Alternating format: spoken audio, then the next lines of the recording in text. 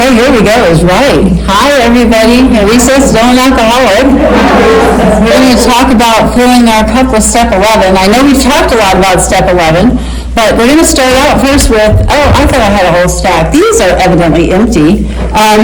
For the Ask It basket, go for it if you want to. And I will make time along the way to answer whatever questions. So I'm going to start off with, before we jump into where I was, my arrangements, is please explain what you mean by what is your current agnosticism? That is a great question. Whoever asked it, it's phenomenal. I don't even remember having said that, so I'm really glad I did, because it's actually one of my core things. So somebody didn't miss it. I did. So what does it mean to be agnostic, first of all? Ag, the word, means, without, and gnostic is knowledge. So an agnostic is someone who doesn't know. I don't know, right? An atheist is somebody who believes there is no God. And I'm going to go out on a limb and say, I know that we have friends who say they are atheists in AA, but technically, by the definition that they would have been using, they could be agnostic but not atheist. Because if you believe in anything bigger than yourself, including nature, including love, including anything, then that is some sort of a higher power. Now, I'm not here to make a debate. I am here to point out that that is, whether it's an internal pull, it doesn't have to be a capital G God at all. The spirit of the universe is that sort of thing. The transcendentalists believed in the oversoul, which is that, everything, is connected. In fact, everything has a wavelength, including my cup, the table, my pen. They all have wavelengths. And if they have a wavelength, then something's going on, right? And even just believing that we are here, that's about a conscious mind. If you are self-aware at all, then you already believe in your own mind. You already believe in something. So agnosticism is not being in a place where you don't always know. So I may believe in God. When I talk about current agnosticism, I guess maybe when I said it was last night, because if you want to know what you believe, look at your last 2 weeks and look at how much fear you've had. Any place that you have had fear or that kind of negativity going on, you don't trust and rely on God. And that's what I mean by my current agnosticism. Where is it that I'm letting go of God's hand on a regular basis? What are the things that I keep tripping over? I tripped over a lot of family stuff, right? I have a desire for them to change, right? And I remember another one of my sponsors was at the big meeting in the sky. She told me that my older sister, the one that is now married to my ex, that I should consider whether or not this was a healthy relationship. But you see, I wasn't ready to hear that, because it made me feel like I would be a bad AA. We're supposed to be good, whatever, daughters, sisters, whatever, all that stuff, right? And I had a story in my head where we had escaped this place together. She was my older sister. She never saved me. I literally threw myself in between myself and my father, my siblings and my father a lot. And my sister was just fine with me doing that. She never protected me. In fact, she would throw me under the bus. But yet, in my mind, there were the girls and the kids. There were 4 of us in 6 years. And I functioned like the eldest sister, which she always resented me. I was taller than her by the time I was, I think, 5. And people thought that I was the eldest. I was more popular than her. I was always trying to get straight A's because I thought she was so smart, and then I found out she was making C's all the time. I had no idea until I was a grown-up that, so I would be bringing my report card home, and my mother would say, well, we'd be just as proud of you if they were C's, if it was your best work. I'm like, really? Okay. But she was always telling me I was stupid, and all that sort of stuff. And all I ever wanted was for her to see me and how much, I really loved her. I considered her to be one of my very best friends. And it was mostly in my head, is what I found out through inventory. That if you look at what she was actually doing, that's not how friendships look, right? And it certainly wasn't how I had treated her. But I wasn't ready to let it be broken. I did way more than 50%. I believe relationships ought to be 50%. A give and a take. A conversation with, it should be mutually beneficial. You get something out of it, I get something out of it, right? A symbiotic relationship, not a sycophantic one. And that was not how it was in my family, in anywhere. But because I have these memories of being in my bedroom as a little girl with her, where we discussed the fact that we knew our mother didn't want us, and that we had ruined her life, and things like that, and that she had seen a lot of the things that I had seen, I thought that meant that we had a bond. It meant I had a bond. That's what it meant. And it took me a long time to stop reading into it.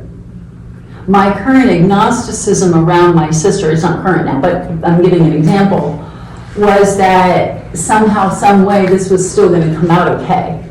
Even after she is with my ex, right, and she supposedly nothing happened, and nothing happened, even though within 2 weeks of him, now they're together, right? There's no need for them to make amends or anything like that.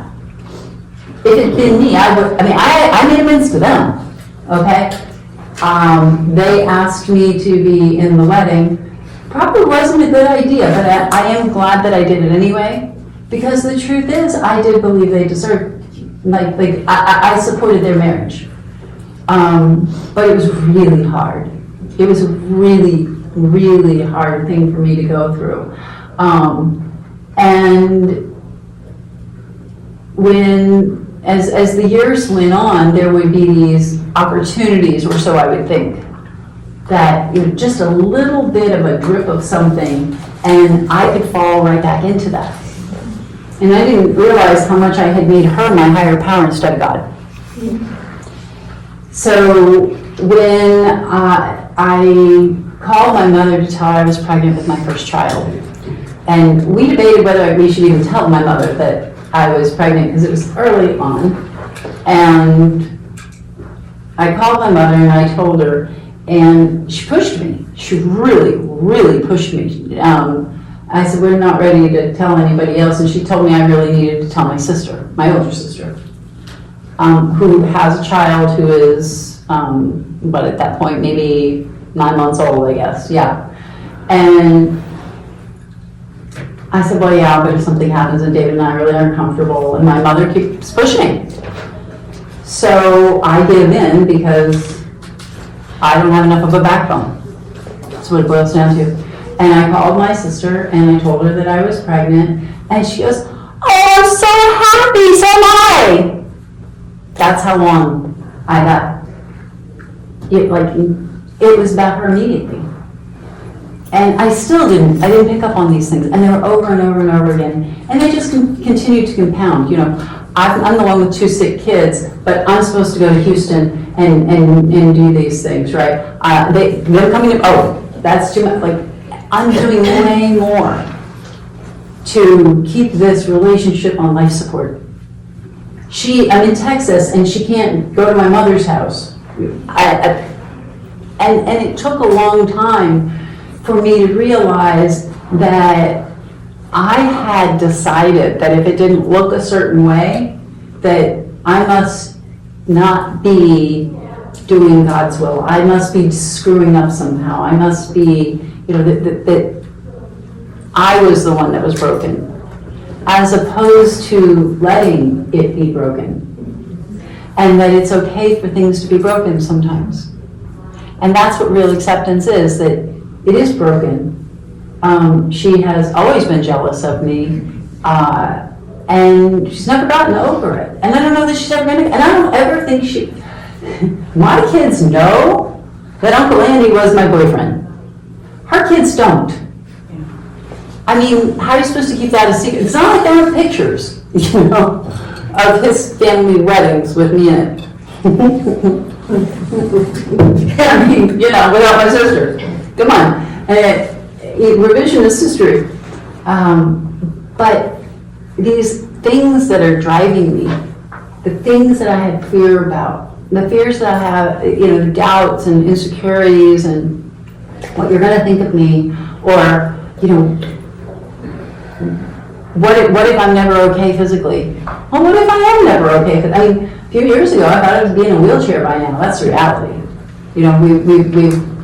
We're renovating the house. Everything is wheelchair accessible in the house that we're moving into, because there's no bathroom on the first floor and all of these things, and that looked like the deal.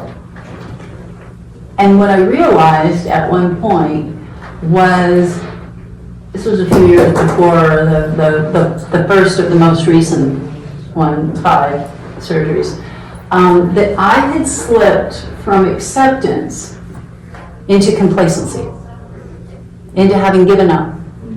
That I never did that with my kids. I didn't know how it was going to be okay. I didn't necessarily think that they were going to be able to climb mountains and do debate and do all of the things that, theology. I never expected those things to happen.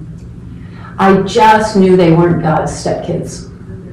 I just knew that what I could do is help them see themselves through God's eyes. That's what I knew. And I would do whatever it took to keep walking down that path. There it is. Okay. I'm like, as long as I'm walking, for them it was easy. It was easy for me to keep it in, and it was scary sometimes. Holding down your child for a spinal tap when she's, a month or so old is something you never forget. There are a lot of moments like that in their childhoods, and yet I always knew that God loved them entirely, and my job was to just mirror that. But when it came to certain parts of me and what was broken inside of me, it was a lot harder. Can I ever actually, there was a time when I didn't think it would be possible for me to sleep through the night without nightmares. And I found some of my old journals, and they were bad. And the more I practiced step 11, the more that began to change. And it's this very interesting thing over time, because like I said, belief is a choice. Whatever you feed will grow. What do I choose to have in my garden? Now, a lot of us we love inventory, and I think I'm speaking to the choir here, right? Writing inventory is a core part. I like gardening, and I'm not a good gardener, but I like it. And I can get so caught up with the weeds. Pulling the weeds all the time, especially moving up here from different, I don't know what's a weed and what's a perennial. I pulled up a lot of perennials. I know I did. And, but if I get so stuck on pulling the weeds, if all you ever do is pull the weeds, you know what you got in your garden? Dirt. You got dirt. And so I have to spend the time planting what I want. And that's where, the agnosticism stops me from doing that. If I don't believe, so I'm still trying to remember the name of that bush out there with the white flowers. It's in here somewhere. And I didn't know that it can be deciduous and grow outside. I have 2 of them in pots, and I bring them in every year. But I grew up with them down in South Texas. And it's in here somewhere. But I would never have planted it outside because it didn't seem possible that something like that could grow in a climate like this, right? If I don't believe, then I've cut everything off. I remember the first time I went to Maine and there were peach trees. I'm like, how do you have peach trees in Maine?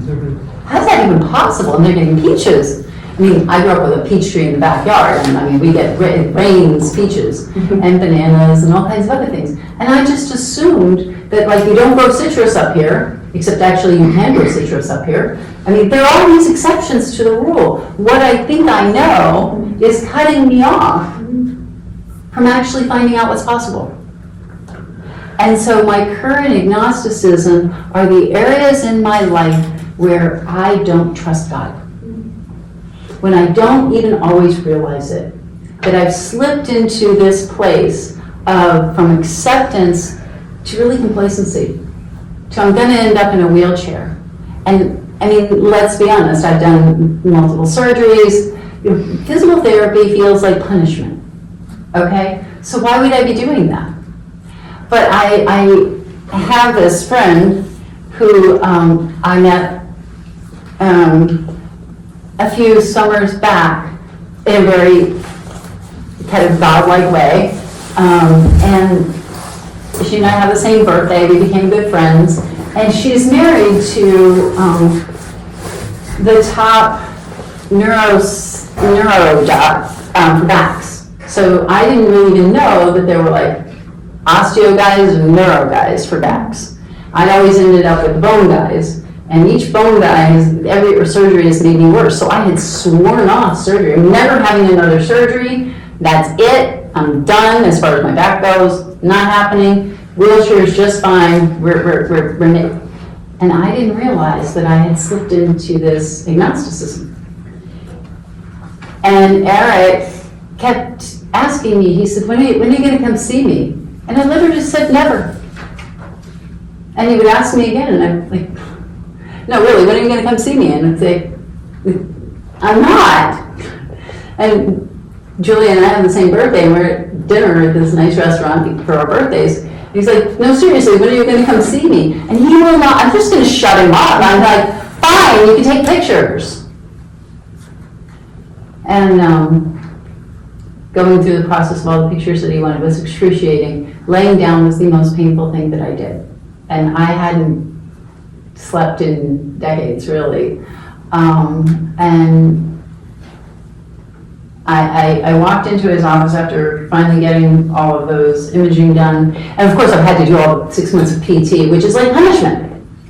I don't want to do these things. And I'm doing it anyway, believing that there is really no answer, that I'm going to end up in a wheelchair.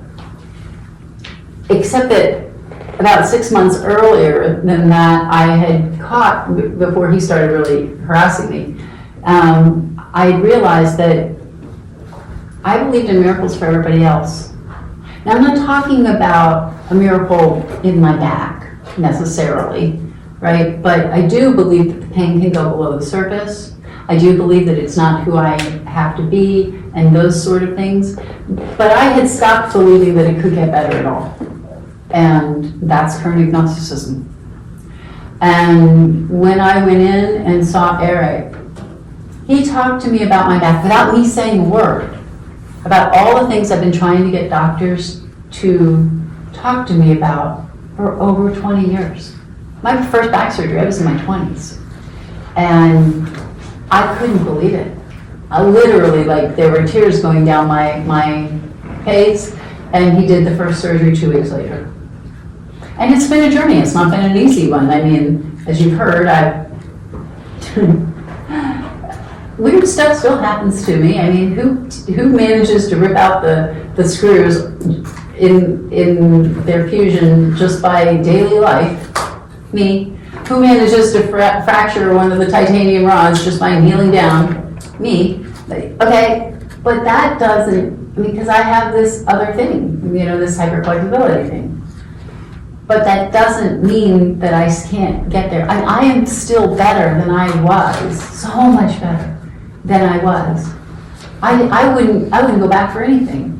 I was able to take a 15-minute nap without feeling like my body was killing me. That is miraculous. That's as miraculous as my kids being able to walk and talk and eat. I don't, but and in a couple of years, maybe this stuff that I'm dealing with, maybe that's going to get resolved too. It's actually possible. Unless I think it isn't. Because if I think it isn't, I won't go see him. If I think it isn't, I remember being on the slab. So first it was the 2-hour MRI, and then the next day, so like I said, laying down is excruciating. And then the next day, it was 2 hours on a metal slab being pumped full of radioactive stuff. And it was, I was literally doing every bit of meditation I could, breathing as slowly, and it took everything I could to not jump off of that slab. I want these images done. I want these images done. I'm willing to go through this. This too shall pass. And, just the line of the will. The line of the will.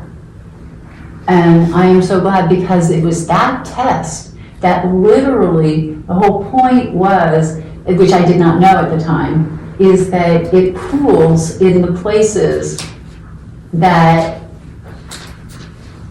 are all of the problems that I have, and that was why he was able to talk to me about my back in the way that he did when I went and saw him the next week. And if I had pulled the plug and said I can't take the pain anymore, I wouldn't be able to lay down today.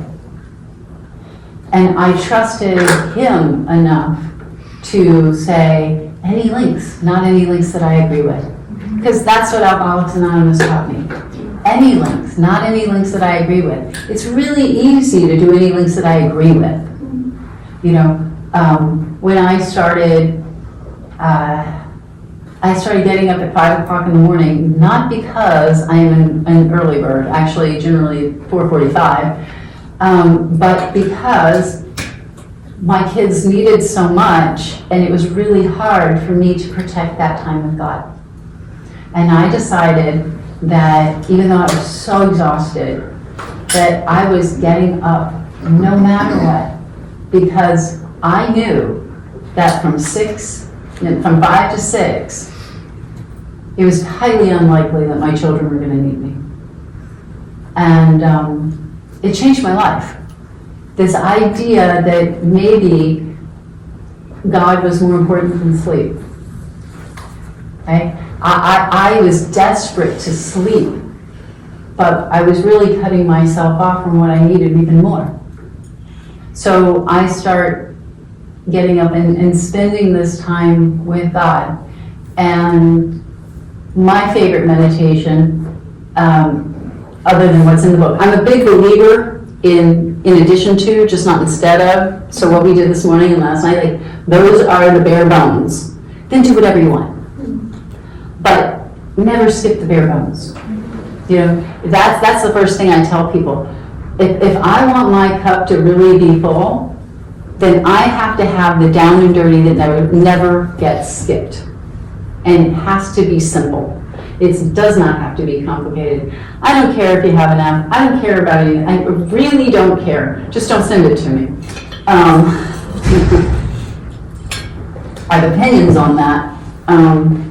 But I had some sponsees who wanted to send and started sending me their inventories.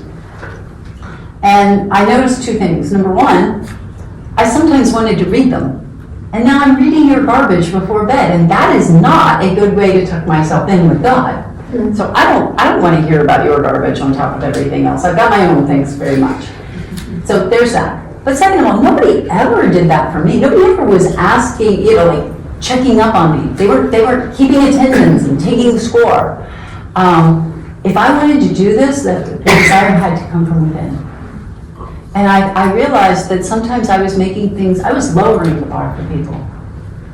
And my sponsors always raised the bar just enough, just high enough that I wasn't sure I could clear it.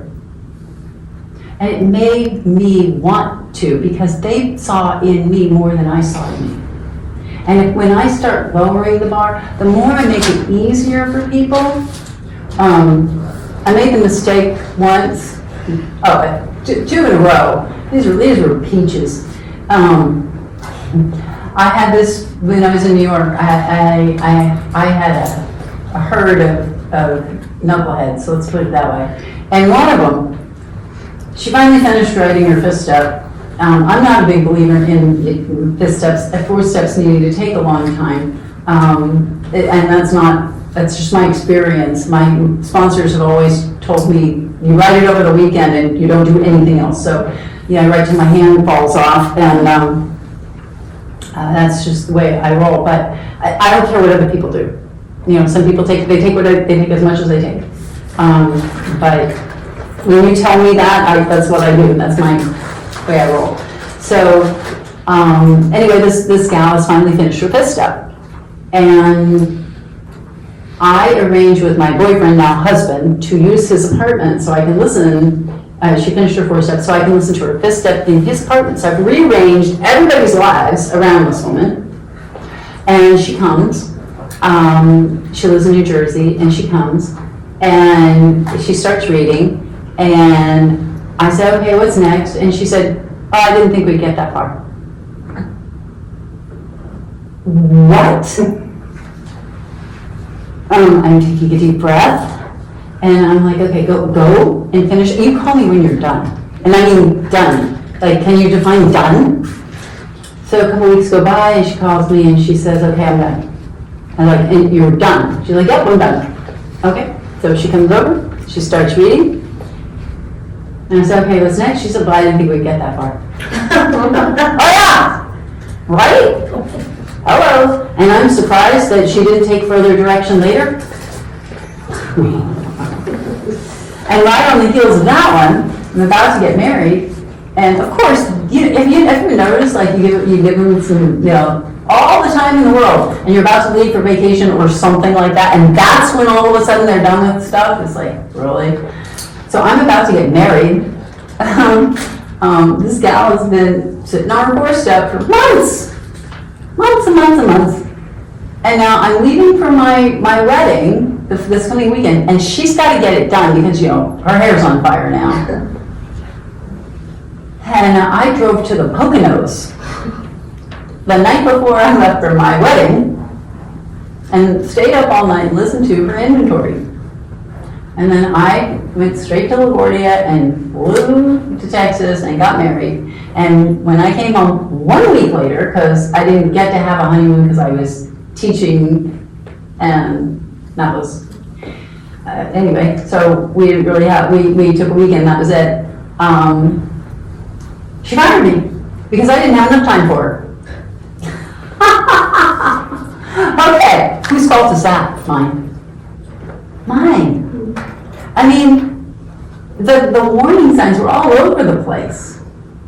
In our book it says, I need to know enough about you that I would know how I would want to be approached if the tables were turned. And one of the things I learned was that I didn't sponsor people the way I wanted to be sponsored. I was afraid of them getting mad at me. I was afraid of them not liking me. It was all kinds of childhood kind of stuff. It was these ideas that in truth, when I talked to my sponsor about it, when I did my inventory on it, I would not have wanted me as a sponsor. I wanted the person who was going to tell me the truth. I respected the woman who, if you didn't call on the dot, she didn't pick up. You call at 6 a.m., not 6:01, and not 5:59. Right? When she said jump, the only question you get to say is, how high would you like it? And her favorite thing to say was Nike, because just do it and just come out. And she gave me full permission not to like it, whatever it was. Have all the temper tantrums you want out in the parking lot, and then do it. Just do it. Now, why it was so hard for me to get to that point, I mean, yeah, I was a young kid, I guess, in a lot of ways, and I was 21, but, when I got sober, but it took me a while to treat myself with that kind of respect. And we teach people how to treat us. If I don't treat you with respect, you're not going to treat me with respect. And that is what changed. So when I talk about filling my cup with step 11, a lot of that is getting to this place where God can show me not just who I am in the day-to-day world as I have affected you necessarily, but to help me rise up to who I'm being called to be. That when I feel that disturbance, it is because there is more. And I want to keep pulling on that string. So, I said earlier that the idea of love, the idea of God calls the shots, right? And the reason that I say that is that if I think that God is not on my side, then it's going to be that much harder for me to have a voice, to say to my sister, no, it really isn't okay, or to have a sense of self. I need to believe in this God that isn't fickle. Really, like, the God that I have today is one that I kind of jokingly say is not believable. It sounds too good to be true. But that's what God is, because God isn't one of us. And when I start making God into a human, that is the agnosticism. When I start blaming God for what people have done, and that was a lot of it. God didn't give me X, Y, or Z, okay? Fires happen, my sister, my brother, my husband, whoever. The last time I saw my brother, he's never met my children. I didn't know I was going to see him. I tried to see him a bunch of times. And every time I'd be in Austin, I would let him know, and he just wouldn't respond. And one time, we had both kids in car seats in the back seat, and I left him a voicemail, and I said, "We are coming unless we hear from you otherwise." That was the one time he called me back, and he said, "Don't come." So why did I try again after that? I don't know. I mean, I do, but that's the part where letting it be broken, that this ego that was like, that's not okay with me. I'm not gonna, I thought, I need to, no, why do I need to fix it? It's his choice. He doesn't want to know us. And yet somehow my little sister tricked him into showing up, or I don't know, I didn't know he was coming, and he shows up at her house, and I go to give him a hug, and he throws me against the wall and starts choking me, and then he's going to call the cops and try to have me arrested for assault. And then he threatens to have my children taken away from me. That's my family. And the great thing is my sponsor was in Austin at the time, and I got to pick up the phone and talk to my sponsor right there in real time. And I knew by that time, that's not me. And I don't have to do anything more. And my father gets on the phone, we get on the phone on a fairly regular basis trying to get me to fix things. And I got to tell him, listen, I love him, the little boy that I remember. Mm-hmm. That little spirit, he was wonderful. But I don't know this man, and I'm not putting my family in jeopardy because he doesn't have what he wants. That's not my responsibility. He doesn't have to live with the fallout of what will happen. My kids actually they're in the group conscience. My husband's in the group conscience. There are certain people that are not welcome in our lives because of the repercussions of that. And I need to be able to have the courage to be disliked and let, if you don't like me, oh well. What I really don't understand, moving to Boston was an interesting thing. As you've heard, I do things a little differently. I got sober in a different place, and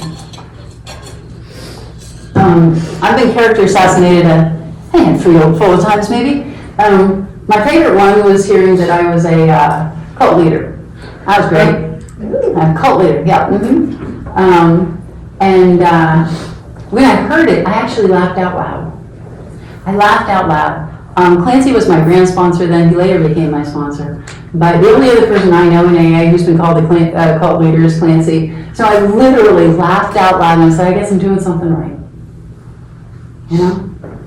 And by the way, are you that bored to be thinking about me that much? I'm sorry, I'm busy. I'm so sorry for you. I am all you have to talk about.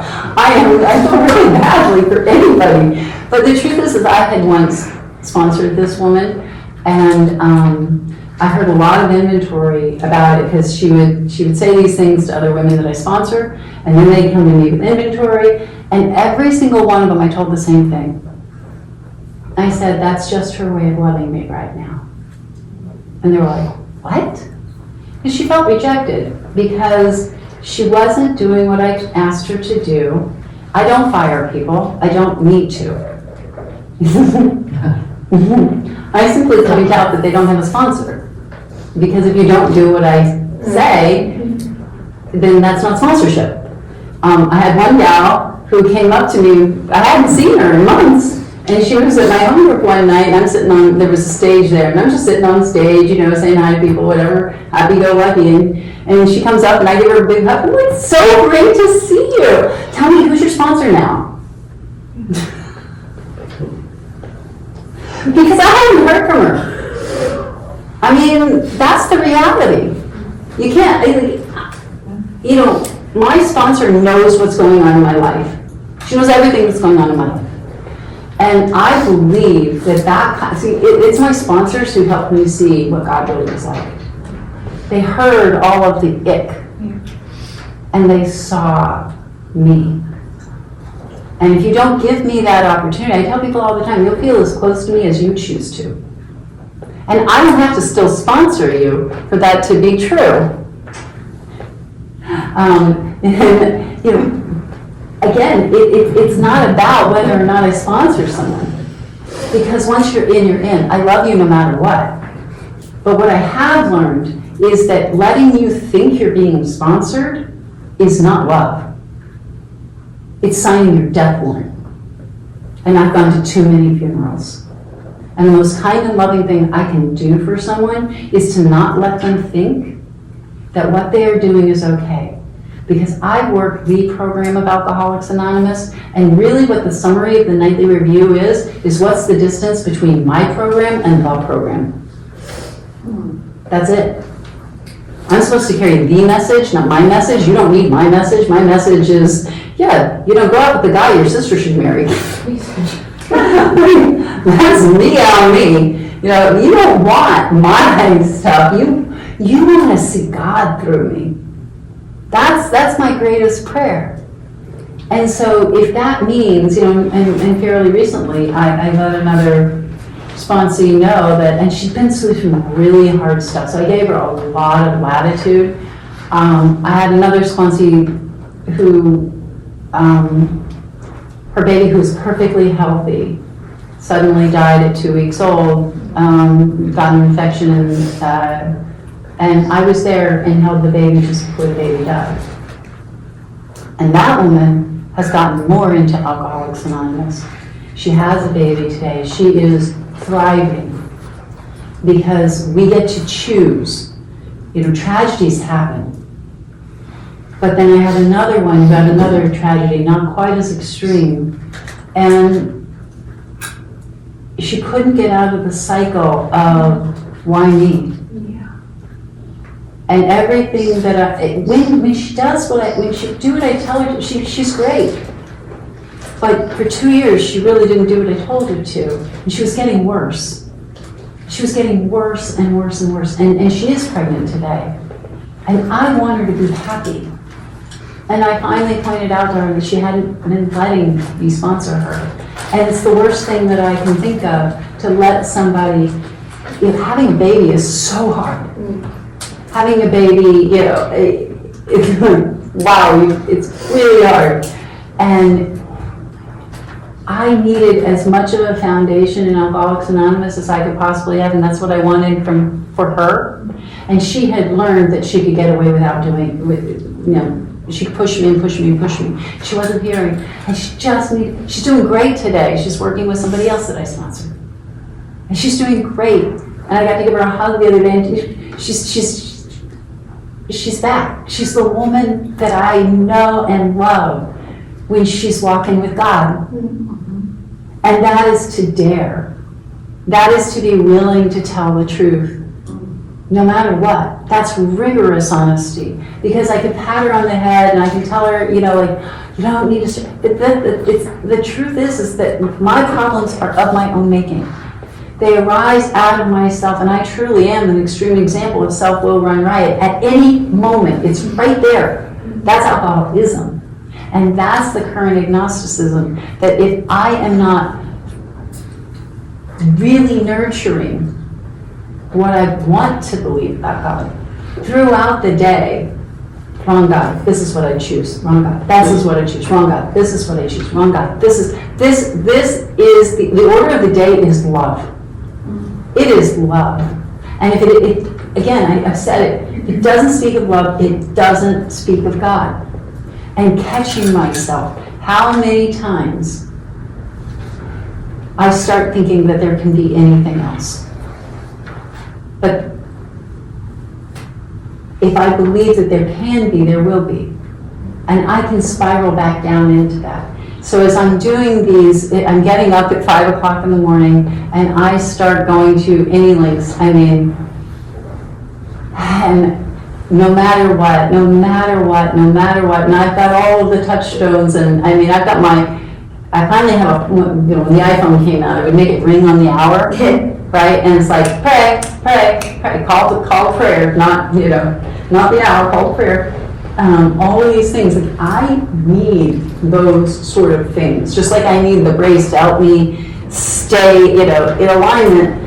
I need those things to help me come back and come back and come back, because I will wander. It is the natures of the mind to go, it just needs to chew on something.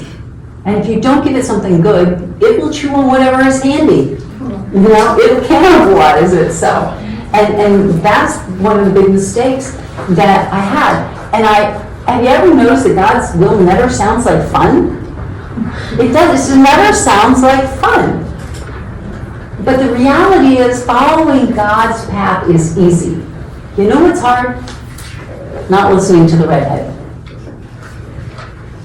Not listening to what is in here, the stage characters.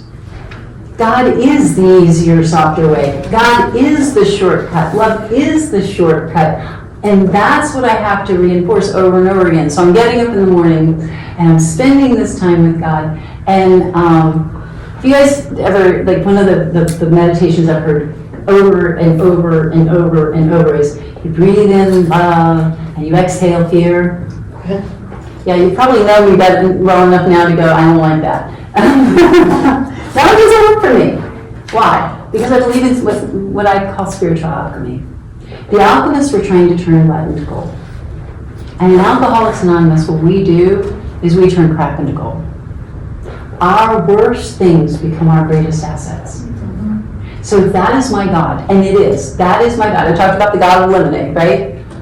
If that is my God, then when I bring in love, if I breathe in love, then whatever is inside of me must be transformed. And the only expression of love would be joy. And no matter When I came into the rooms, I heard so often, whatever doesn't kill you will make you stronger. God, I hate that. Thank you, I'm strong enough. You can keep the rest of it.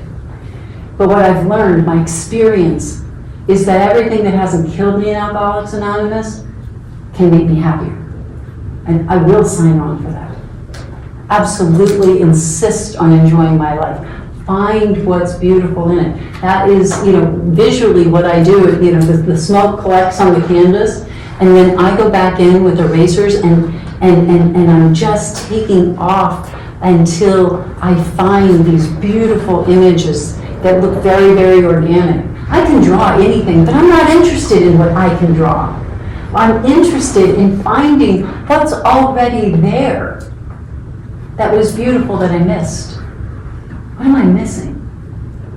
And so I started with this meditation about breathing in love and exhaling joy, and just thinking about, that's how big my God has to be. My God has to be able to turn any negative into a positive. I also like to say, it's like God's got a Sharpie, and it's like 1 minus 1, and God just goes, and all of a sudden it's 1 plus 1.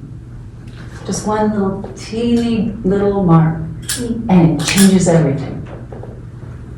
God can turn any negative into a positive. That's the God I need to have. So I'm doing this meditation, and one night, I don't have very many nightmares anymore, but I had a very classic nightmare one night when my kids were really little. I didn't have classic nightmares. I had very specific, from the night I was abducted nightmares. But this was falling down an elevator shaft. I'm sure Corey would have something to say about that. I've never looked it up. But anyway, I'm falling down an elevator shaft. And I begin to consciously dream. I closed my eyes in the dream as I'm falling, terrified, and I start breathing in love and exhaling joy, and choosing to believe that God is bigger than any problem. And the next thing I know, I'm floating. And I woke up feeling loved. And I have used that on every roller coaster ride my children are. I hate roller coasters, they love them. But I will take them. I want to be able to go with them. I want to be able to do I can't do a lot of things, but I can do those things, except I hate speed and heights and all that. I do not like them, but I will go to any length to be able to see the joy in my kids' faces. And because I have learned to set aside what I think it should look like, and to find what is good. I can't do a lot of the things my kids do, but we can find other things. And I don't have a broken life. I have a beautiful life. I have a life that doesn't look like everybody else's, and that's just fine with me. I don't need to look like everybody else. In fact, the truth is, how we say, we walked in and I heard somebody talking about being terminally unique. I remember thinking, yeah, that's it. I'm terminally unique. Well, not terminal, but I am unique. Just like every snowflake. None of us have the exact same DNA. Even identical twins. My father-in-law was an identical twin. And later in life, they really change. We're different. And the truth is that God needs all of us. There is something that you bring to the table that I cannot bring. I can't help everyone. There are some people who will not like what I have to say, and that's fine. And there are some people that only you will be able to reach because you've got something special about you. It's like the stained glass window. If we were all the same, it's just a window. But I also want to be in a place where I can let that light shine through. That's the idea. Like, how do I make sure that I am in the place where I can be of maximum service to God and my fellows? And that 11th step really does inspire me to keep asking that question. And when I started getting asked to do things like this weekend, it was pretty intimidating, to be honest. Like, seriously? Okay. And this is not the first, I've done a bunch of them now, but, and most of the people I know who do them, they have all of these. Yes, I gave you handouts, but if you didn't notice, we didn't really use them. They're just like things I wanted you to have. And like, these are my kind of like, it maybe some of those, who knows, they're like things I write down. And I glance at them, but I'm not really using them. Because what you want, I think, from me, what I have, is experience, strength, and hope. It's the language of the heart. It's somebody who hasn't done it perfectly. It's the girl who has messed up a lot along the way. And somehow, it's the spiritual temper tantrum. It's the finding the call inside. From when I was a little girl, and I think I already said this, but what I learned is that God did save me from my parents. God absolutely did save me from my parents, because I always knew that what was going on was wrong.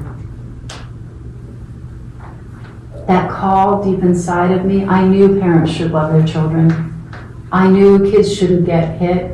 I knew they shouldn't be treated the way that I was treated. I knew that God wanted more for his kids than that, and I knew at some level that that even included me. But if I don't spend enough time getting to know that love, spending that kind of time, like laying in the sun kind of, like letting it bake into me. And I get that by spending time with you. You guys, when the lights come on behind your eyes, you show me God more than anything else. I have chosen family today, and none of them are biological, except for my children. None of and I'll talk about that, I'm sure, later. But I still have a lot of biological family alive, and I don't have time to tell you the story now, but my sisters, have disowned me entirely, which, you know what, the only difference is they had a long time ago, but I didn't accept it. I kept forcing it because I thought I was supposed to have the happy ending that I hear you guys have. I didn't have the deathbed experience with my mom that everybody else gets. And it's okay. It's actually, I'm glad, because I have a different story to tell. And it's not a worse story. And it doesn't make me less than. And I'll end with this, when David and I got married, I told you his mom is a lot like my dad, and his dad is a lot like my mom. And let's just say the aunts and uncles are all Fruit Loops. So the chances of nothing going on our wedding day are like slim to nil. It went shocking, we were talking about this the other day, it went shockingly well, actually. It was only Aunt Ruth who had a conniption and whatever.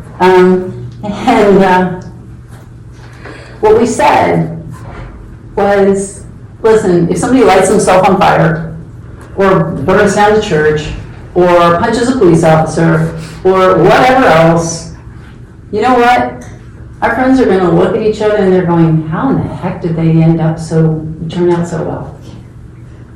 I don't have to be ashamed if they don't reflect on me, except in a good way, because it shows that the family disease can be arrested, that I don't have to carry the hurt forward. Hurt people, and guess what? I'm not hurt anymore. Everything that hasn't killed me has led me to a happier, more joyful life. Because you taught me about spiritual alchemy. Because you taught me that nothing is too big for God.